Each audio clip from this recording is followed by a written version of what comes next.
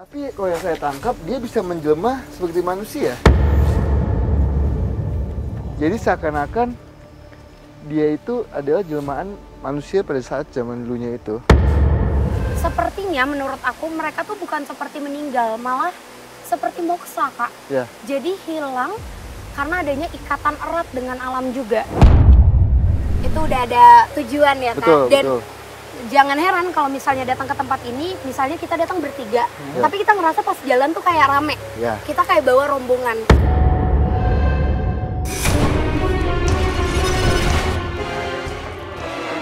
Sosok perempuan yang sepertinya dicekuk. Sosok kitab itu semakin dekat.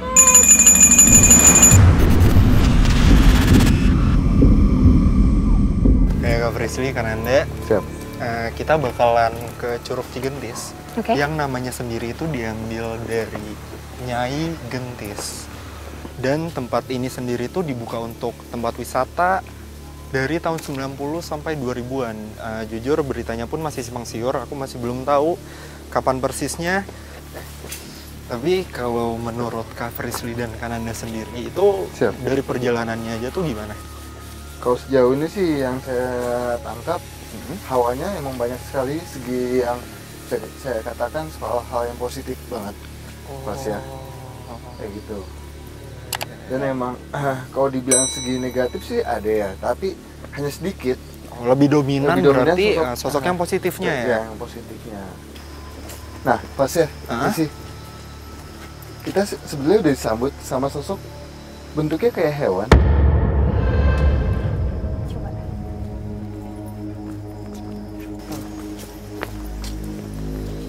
Oh iya.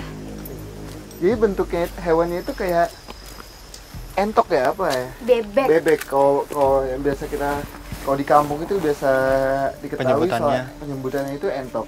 Nah, sosoknya itu di sini pas ya. Di sini dia diam, masih posisinya lagi diam. Hah? Nah, tapi kalau yang saya tangkap dia bisa menjelma seperti manusia. Jadi seakan-akan dia itu adalah jelmaan manusia pada saat zaman dulunya itu. Oh, berarti dia meniru ya Kananda ya? Betul, betul. Terus apakah sosok ini bisa kita bilang sebagai sosok siluman Kananda? Kalau untuk sosok siluman sih belum bisa saya sebutkan sosok siluman apa enggak ya pasalnya. Soalnya emang sosok ini adalah yang saya tangkap saat ini adalah sosok kayak hewan dengan bentuk yang entok itu. Tapi di segi lain saya mendapatkan hawanya itu panas. Hah? Hawanya panas. Kalau pandangan saya, kalau hawa panas itu adalah dia suka negatif, suka mengganggu. Yang paling mengganggu di sini sesosok bebek entok lah. Nah, itu sering mengganggu di jembatan 2 ini. Sebentar, berarti dari tadi kan kita ngomongin soal banyaknya sosok yang memiliki energi positif ya. Ya. Tapi malah ini sosok yang kita temui itu negatif terus. Betul. Emang mereka tuh nggak bentrokan atau gimana Kananda? Kalau untuk itu kan perwilayah pas ya, Oh. perwilayah. Ayo, jelma jadi manusia. Cepet. Nah, sosok ini mengubah wujudnya menjadi manusia. Jadi sosok ini adalah sosok anak-anak. Anak-anak, cuma anak ini adalah sosok wanita. Sosok wanita cuma masih anak-anak. Nah, dia itu emang suka mengganggu di wilayah sini pas ya. Oh, di sekitaran Iya. sini ya. Dia Ganggu seperti apa Kananda? dia bilang suka lalu lalang pada saat ada pengunjung yang datang ke sini. Jadi pada saat pengunjung datang ke sini itu bentuknya kayak hewan, bentuknya kayak entok itu. Kalau entok itu kan suka apa ya? Kalau Ngejar. ya. Nah, pada saat pengunjung itu mencoba untuk melihat sosok hewannya ini lagi, itu nggak ada menghilang. Oh, gangguan seperti itu berarti yang Iya, ditimbulkan ya. betul. Oke. Terus Kananda, apakah sosok ini mengetahui soal misi yang kita cari pada malam hari ini? Adanya banyak orang yang meminta berkat di tempat ini. Oh, saya pindah dulu.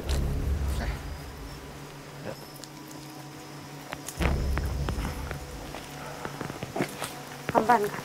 Hati-hati Kananda. Kamu mengetahui nggak? dia mengetahui pas ya, mengetahui soal kegiatan-kegiatan yang dilakukan mungkin penduduk-penduduk yang datang ke sini untuk meminta sesuatu, atau bisa kita bilang soal rezekian, jodoh ataupun yang lainnya. Dia mengetahui soal hal itu. Kenapa dia bisa mengetahui? Dia bilang emang ada malam-malam tertentu di situ banyak sekali pengunjung datang ke sini ya. Tuh. Oh, terus sorry Kak Den, tapi untuk sosoknya sendiri apakah memang ada satu sosok yang akhirnya memberikan apa yang diinginkan atau gimana Kak Den? Dia tidak mau ngasih tahu pas ya. Dia ngejauh. Nggak mau ngasih tahu soalnya namanya, kalau yang saya tangkap ya, anak kecil ini hanya mengetahui aja kegiatan penduduk sini, tapi dia tidak mau ngasih tahu soal Informasi info lebih yang dalam lebih lagi. lagi. Takut juga sih dia, kalau yang saya tangkap ya. Takut. Tapi menarik sih Fasya, Kananda, karena Iya. sebenarnya malam ini lagi-lagi kita datang di malam purnama, Betul. di mana malam ini sebenarnya sedang banyaknya orang yang datang ke tempat ini. Betul. Mungkin untuk kayak yang tadi misi kita, mereka meminta berkat. Tapi mungkin kita bisa langsung Iya. lanjut nih, Betul. kita cari Boleh. informasi dari mereka. Ya, yang bilang. Yuk. Mendapatkan informasi bahwa banyak manusia datang ke sini untuk mencoba mencari berkah. Tim mencoba menggali informasi dengan mencari penunggu lain di area Curug Cigentis. Dijawab salamnya. Ya, Oh iya.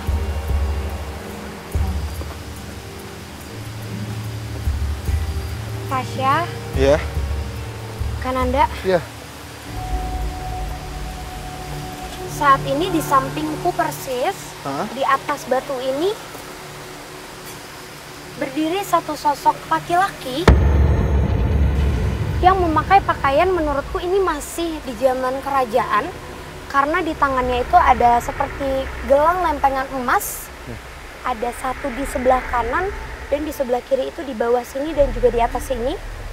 Terus juga tidak memakai pakaian atas, tapi memakai celana yang ditutup kembali dengan kain. Assalamualaikum. Assalamualaikum. Dia lagi ngapain Kak Frisli sekarang? Saya Frisli, ini Fasya dan juga Kananda. Sosok ini menyebutkan namanya. Nama sosoknya adalah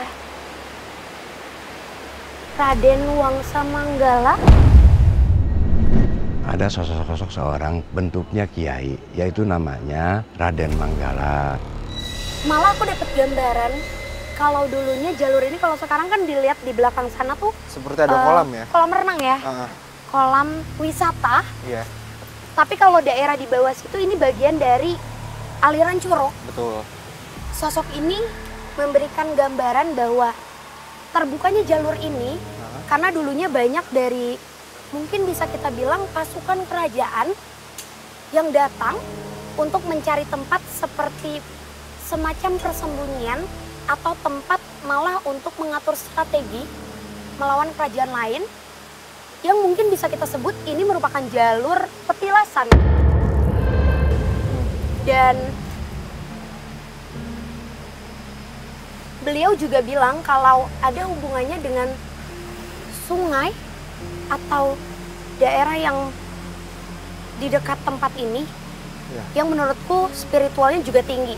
Jadi ini ada dari satu tempat wisata ke tempat wisata lainnya tuh seperti ada ikatan, Fasya. Ada penyambungnya pas ya. Iya. Penyambungnya. Jadi emang lokasi ini sama wisata yang dekat sini juga itu adalah satu wilayah yang dimana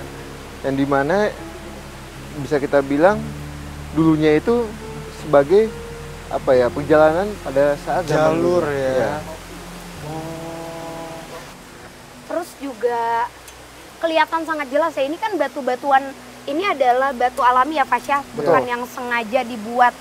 Jadi seperti ini, bongkahan-bongkahan batunya ini sampai ke atas sana. Mungkin kadang orang tuh datang ke sini, beliau memberikan gambaran bahwa sepertinya menurut aku mereka tuh bukan seperti meninggal, malah seperti moksa, Kak. Ya. Jadi hilang karena adanya ikatan erat dengan alam juga.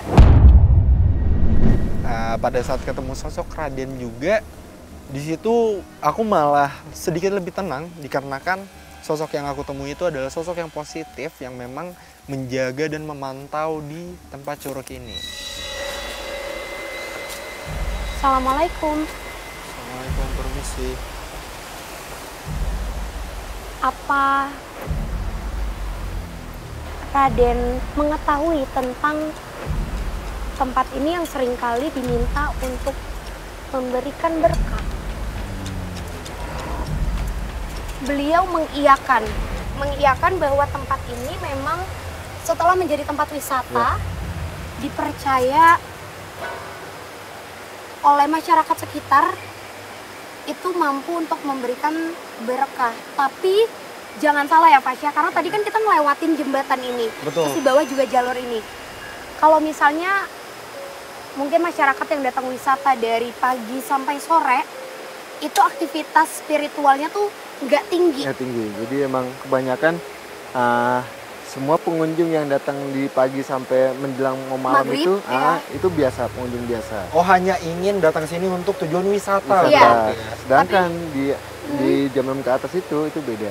Itu udah ada tujuan ya, Betul, Dan betul. jangan heran kalau misalnya datang ke tempat ini, misalnya kita datang bertiga, tapi kita ngerasa pas jalan tuh kayak rame. Ya. Kita kayak bawa rombongan.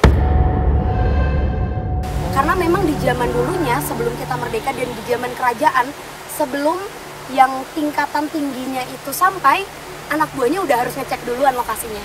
Oh, dan Gitu. itulah ya banyaknya mungkin seperti aktivitas sosok-sosok di tempat ini. Iya. Terus Kak Frisly, aku mau nanya apakah sosok Raden ini adalah sosok yang bisa aku bilang memberikan berkah juga? Apakah Raden ada kaitannya dengan pemberian berkah terhadap orang-orang yang meminta? Tidak. Saya hanya memantau dan keberadaannya mungkin bisa kita bilang ini masih jauh tinggi ke atas, tapi beliau dan para pengikutnya yang mungkin makhluk-makhluk sekitar sini itu datang kayak ya sekarang ini memberikan aktivitasnya sekedar seperti perubahan suhu, terus juga suara, derap langkah kaki. Jadi mereka cuma ada untuk memperhatikan aja Fasya. Jadi bukan beliau yang sebenarnya kita cari. Betul. Oke, mungkin boleh ditanya Kak Frisly, apakah benar? Karena jujur yang aku dengar informasi dari warga sekitar itu yang memberi berkah adalah sosok Nyai Gentis itu sendiri. Terus apakah beliau bisa mengkonfirmasi hal itu? Apakah Nyai Gentis ada hubungannya dengan tujuan kami semua datang ke sini?